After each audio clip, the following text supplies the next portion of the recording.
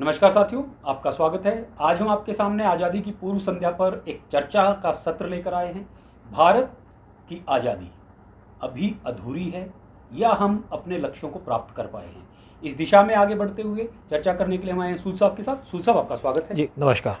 सूद साहब, आज़ादी की पूर्व संध्या पर ये चर्चा हमारी है। क्या आज़ादी अभी अधूरी है या हम अपने लक्ष्यों को प्राप्त कर पा रहे हैं? हम कितना आगे बढ़े हैं और हम आज कहाँ स्टैंड करते हैं? देखिए, आज़ादी हमको 75 साल पहले मिली और हमने कहा हमको आज़ादी मिल गई है, हम आज़ाद हैं। लेकिन अब रियलाइज़ होता है कि आज़ादी तो भी अधूरी है। आज़ादी पूरी तब होगी जब हमारे सारे लक्ष्य पूरे हो जाएंगे।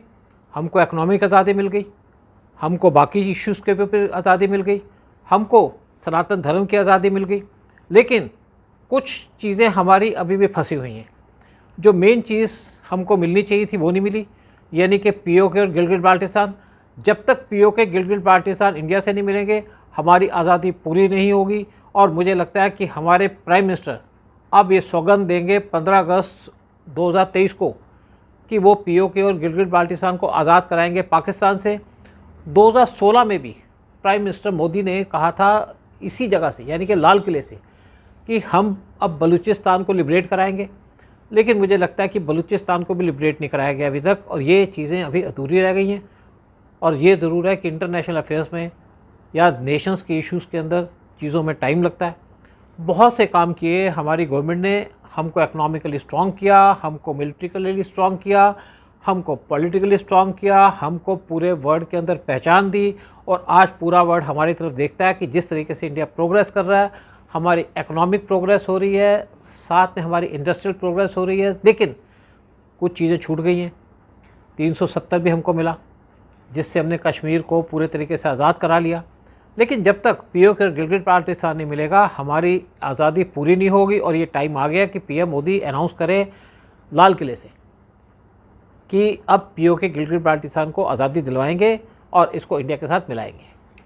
सूद साहब, जब 370 की या कश्मीर के विषय की बात करते हैं तो कश्मीर में 370 को तो हटाया, 35A को तो हटाया, लेकिन उसके हटने के बाद जब गिलगित बाल्टिस्तान और पीओके पाकिस्तानी ऑक्यूपाइड कश्मीर, वो हिस्सा कश्मीर का जो आज भी पाकिस्तान के कब्जे में है, क्या अब हम उसको आगे लेने के लिए या उस पर अपना अधिकार जब बताने के लिए आगे बढ़ने की दिशा में भारत को सोचना चाहिए या भारत को अधिकार कर लेना चाहिए? देखिए, हमारे डिफेंस मिनिस्टर राजनाथ सिंह ने बड़ी बार कहा है कि हम पाकिस्तान के अंदर जाके मारेंगे, और उन्होंने इसके ऊपर क्लेम भी डाला है कि पीओके गिलगित बाल्टिस्तान हमारा है, जबकि पाकिस्तान बात करता था कश्मीर की। अब हम बात करते हैं पीओके गिलगित बाल्टिस्तान की, क्योंकि ये एक पार्ट है हिंदुस्तान का, जिसको पाकिस्तान ने ज़बरदस्ती लिया था। बहुत से पोर्शन थे जो पाकिस्तान के पास चले गए ब्रिटिश की गलती की वजह से या उनकी जानबूझ एक कॉन्स्पिरेसी की वजह से। लेकिन अब सिचुएशन आ चुकी है कि पीओके और गिलगित बाल्टिस्तान को अपने कब्ज़े में ले लिया जाए। पहली बार ऐसा हुआ है कि 14 अगस्त 2023 को जब पाकिस्तान अपना इंडिपेंडेंस डे मना रहा है, तो पीओके के अंदर ब्लैक फ्लैग लेके गए हैं लोग, और उन्होंने कहा कि यहाँ पे काला दिवस मनाया जाएगा इस दिन। यानी कि पीओके के लोग अब पूरी तरीके से तैयार हैं इंडिया के साथ मर्ज होने के लिए। और जिस तरीके से पाकिस्तान की इकोनॉमिक कंडीशन है, पैसे हैं नहीं उनके पास, आर्मी कमज़ोर हो चुकी है, पूरा पाकिस्तान ततर पतर हो चुका है, खाने की चीज़ें नहीं है, दाल नहीं है, आटा नहीं है, बिजली नहीं है, पेट्रोल नहीं है। तो ये एक बड़ा अच्छा टाइम है पाकिस्तान के ऊपर कब्ज़ा करने का। और दूसरी बात है कि हम पाकिस्तान पे कब्ज़ा नहीं चाहते, हमें सिर्फ पीओके गिलगित बाल्टिस्तान चाहिए जो इंडिया को बिलोंग करता है। और एक सिचुएशन इस टाइम पे प्राइम है। मैं बड़े प्रॉपर तरीके से कह सकता हूँ कि हमारी एजेंसीज़ ने पूरा प्लान बना के रखा है कि किस तरीके से पाकिस्तान से पीओके गिलगित बाल्टिस्तान को अपने कब्ज़े में लिया जाएगा। और इसके ऊपर जो प्लान है वो है कि 6 से 8 घंटे के अंदर पूरे पीओके के ऊपर कब्ज़ा कर लिया जाएगा हमारे आर्मी के द्वारा। लेकिन एक गवर्नमेंट की तरफ से एक डायरेक्टिव चाहिए, उनको एक डायरेक्शन चाहिए कि कब्ज़ा कर लो। लेकिन उसके साथ साथ गवर्नमेंट को कुछ और भी काम करने पड़ेंगे, इंटरनेशनल जो इश्यूज़ है उसके ऊपर भी ध्यान देना पड़ेगा। लेकिन आज पूरे वर्ल्ड के अंदर इंडिया की पहचान है, इंडिया को सपोर्ट है पूरे वर्ल्ड की, चाहे यूएस हो, चाहे रशिया हो, चाहे गल्फ़ हो, चाहे यूरोप हो, सब इंडिया के साथ खड़े हैं। तो पीएम मोदी को इसके ऊपर अब काम करना चाहिए, स्पेशल अटेंशन देनी चाहिए पीओके और गिलगित बाल्टिस्तान को इंडिया के साथ मर्ज करने के लिए।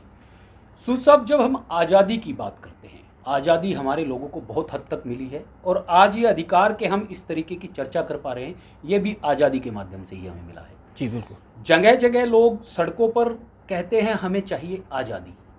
उस आज़ादी की मैं बात करना चाह रहा हूँ आपसे, जो आज़ादी सड़कों पर नारे लगाकर लोग हासिल करना चाहते हैं। क्या आप हमें बता सकते हैं कि वो कौन सी आज़ादी चाहते हैं जो आज आज़ाद भारत में हमें नहीं मिल पाई है? देखिए, पहले तो इंडिया के अंदर जो आज़ादी की बात करते थे वो करते थे कम्युनिस्ट, जी, इंडिया को तोड़ने की बात करते थे। आज लोग आज़ादी की बात करते हैं इंडिया को स्ट्रांग बनाने की। इंडिया के अंदर कुछ चीज़ें बची हुई हैं जिसकी आज़ादी चाहते हैं, यानी कि जो हमको 1947 में अचीव करनी चाहिए थी, जो हमने अचीव नहीं की, उसकी आज़ादी चाहते हैं, यानी कि पीओके गिलगिट बाल्टिस्तान की। और आज़ादी चाहते हैं पाकिस्तान से टेररिज्म की। आज़ादी चाहते हैं जो हमारे को चाइना डिस्टर्ब करता है बॉर्डर पे। और आज़ादी चाहते हैं हमारे देश के अंदर जिस तरीके से कुछ मुस्लिम अटैक करते हैं हमारी यात्रा के ऊपर, उससे आज़ादी चाहते हैं। और ये आज़ादी तब मिलेगी जब पाकिस्तान से हमें पीओके गिलगिट बाल्टिस्तान मिल जाएगा, क्योंकि इसके बहुत फ़ायदे होंगे जब हमको गिलगिट बाल्टिस्तान और गिलगिट और पीओके मिल जाएगा पाकिस्तान से, क्योंकि ये हमारा है। और इवन ब्रिटिश पार्लियामेंट ने 2020 के अंदर एक अपने बिल पास किया था अपने पार्लियामेंट के अंदर कि Gilgit Baltistan is part of India, क्योंकि ये ब्रिटिशर थे जिनकी कॉन्स्पिरेसी की वजह से गिलगिट बाल्टिस्तान पाकिस्तान को दिया गया था। और अब सिचुएशन हमारे लिए अच्छी है। एक तो पाकिस्तान इकोनॉमिकली टूट चुका है, और दूसरी तरफ हम बहुत स्ट्रांग हैं इस टाइम पे पाकिस्तान से कब्ज़ा करने के लिए पीओके गिलगिट बाल्टिस्तान, और वर्ल्ड हमारे साथ है। लेकिन कुछ और बात करते हैं लोग कि इससे क्या फ़ायदे होंगे अगर हमको पीओके गिलगिट बाल्टिस्तान मिल जाएगा। क्या हमारे कंट्री के अंदर मिलिटेंसी ख़त्म हो जाएगी? बिल्कुल ख़त्म हो जाएगी, क्योंकि पाकिस्तान की तरफ से जो मिलिटेंसी की जाती है वो पीओके की तरफ से की जाती है। सारे उनके मिलिटेंट के बेस हैं वो पीओके के अंदर है। और दूसरी बात है कि हमारे पास 80,000 स्क्वायर किलोमीटर का एरिया मिलेगा जो पीओके गिलगिट बाल्टिस्तान को पड़ता है। और साथ में पाकिस्तान से अगर गिलगिट बाल्टिस्तान और पीओके अलग हो जाएगा, ये वहाँ के लोगों की डिमांड भी है, और इससे कश्मीर के अंदर पीस होगी। और दूसरा एक फ़ायदा ये होगा कि हमारा डायरेक्ट कांटेक्ट हो जाएगा अफ़गानिस्तान से, और उसकी वजह से हम जो हमारा ट्रेड का रूट बनेगा अफ़गानिस्तान की तरफ वो डेवलप होगा, और उसके थ्रू हम कांटेक्ट करेंगे रशियन रिपब्लिक से, ताजिकिस्तान से, उज़्बेकिस्तान से, किर्गिस्तान से और तुर्कमेनिस्तान से। इसकी वजह से वहाँ से जो गैस, क्योंकि ये जो कंट्रीज़ हैं वो रिच हैं यूरेनियम के अंदर, नेचुरल गैस के अंदर, पेट्रोल के अंदर। सिमिलरली अफ़गानिस्तान के अंदर भी बहुत से नेचुरल रिसोर्सेज हैं। $3 ट्रिलियन का वहाँ पे बहुत सी चीज़ें पड़ी हैं, यानी कि उनकी माइंस भरी पड़ी हैं। और कहा जाता है कि अफ़गानिस्तान के अंदर कम से कम $20 ट्रिलियन का खजाना पड़ा है जो उनकी ज़मीन के अंदर वो निकाल नहीं पा रहे, और अफ़गानिस्तान चाहता है कि इंडिया इसके अंदर इंपॉर्टेंट रोल प्ले करे। साथ में चाइना और पाकिस्तान का कांटेक्ट टूट जाएगा अगर हमें पीओके गिलगिट बाल्टिस्तान मिल जाएगा। चाइना का और जो CPEC है वो प्रोजेक्ट फेल हो जाएगा, जिसकी वजह से चाइना कमज़ोर होगा, पाकिस्तान कमज़ोर होगा। और एक तरफ से चाइना जो पाकिस्तान को बार बार उकसाता है कि इंडिया के अंदर मिलिटेंसी करो, वो ख़त्म हो जाएगा। और चाइना को सपोर्ट है पाकिस्तान की, और चाइना का जो एक ड्रीम है अरब सी में इंडिया को घेरने का, वो फ्लॉप हो जाएगा। और इसकी वजह से चाइना कमज़ोर हो जाएगा, चाइना के कुछ साथी नहीं रहेगा पूरे वर्ल्ड के अंदर। तो इन सब चीज़ों से इंडिया के अंदर डेवलपमेंट होगी, इंडिया के अंदर खजाना मिलेगा, और इंडिया बड़ा रिच हो जाएगा सारे रिसोर्सेज को लेकर के। और इंडिया के ऊपर पूरा वर्ल्ड डिपेंडेंट होगा पूरे रिसोर्सेज की वजह से, क्योंकि जितने रशियन रिपब्लिक कंट्रीज़ हैं ये लैंडलॉक कंट्रीज़ हैं, इवन अफ़गानिस्तान। उसकी वजह से जो चाइना उनको एक्सप्लॉइट करता है वो ख़त्म हो जाएगा। तो अगर हमारे पास पीओके गिलगिट बाल्टिस्तान मिल जाएगा तो हमारा चाइना जो दुश्मन है मेन, वो कमज़ोर हो जाएगा। फिर हम चाइना से अक्साई चीन भी ले सकते हैं। तो चाइना कंपेल हो जाएगा इंडिया के साथ दोस्ती करने को, और हमारे यहाँ पीस हो जाएगी।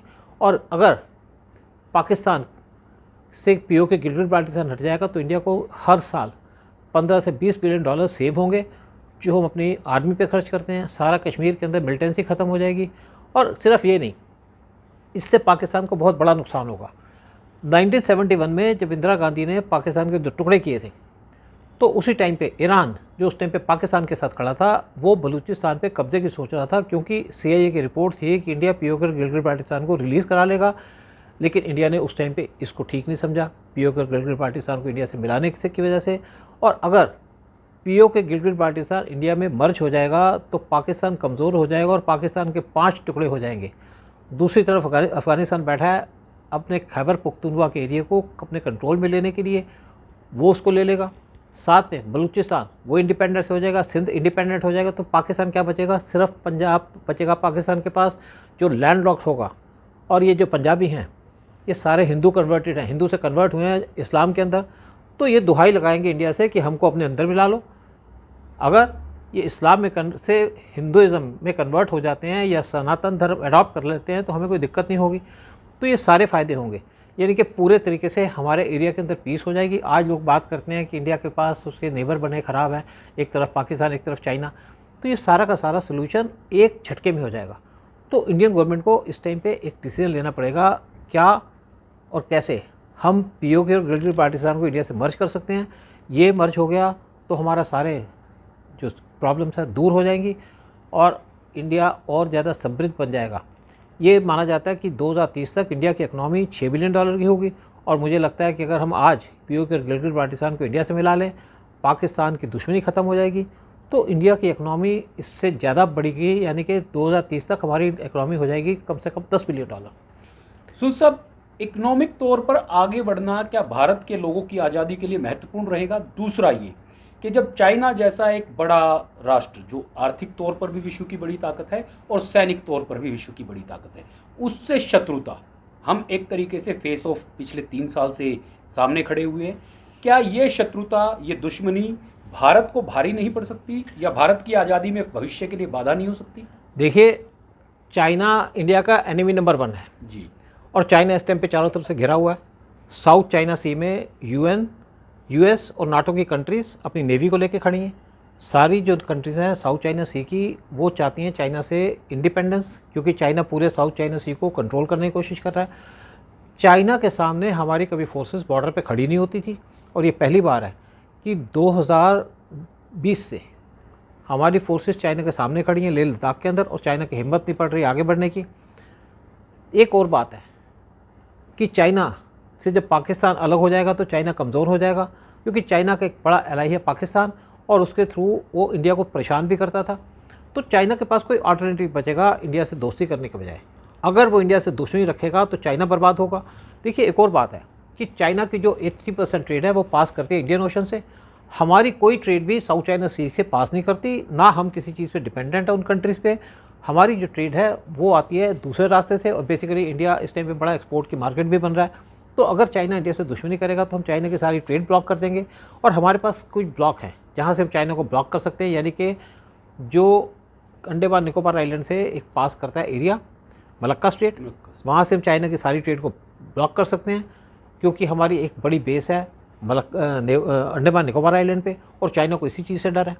चाइना को इंडिया से डर ज़रूर है, लेकिन इंडिया कमज़ोर होने की वजह से चाइना ने कभी इंडिया को धमकी देता था, लेकिन आज जब से इंडिया मजबूत हुआ है मिलिट्रीली, इकोनॉमिकली और साथ में नेवी की वजह से, तो चाइना इंडिया से डिस्टेंस मेंटेन कर रहा है, इंडिया पे अटैक करने की बात नहीं कर रहा। हाँ, ये ज़रूर है कि चाइना दूसरी तरफ से इंडिया के नॉर्थ ईस्ट के अंदर मिलिटेंसी लेके आता है, पाकिस्तान को इनकरेज करता था कश्मीर के अंदर मिलिटेंसी के लिए।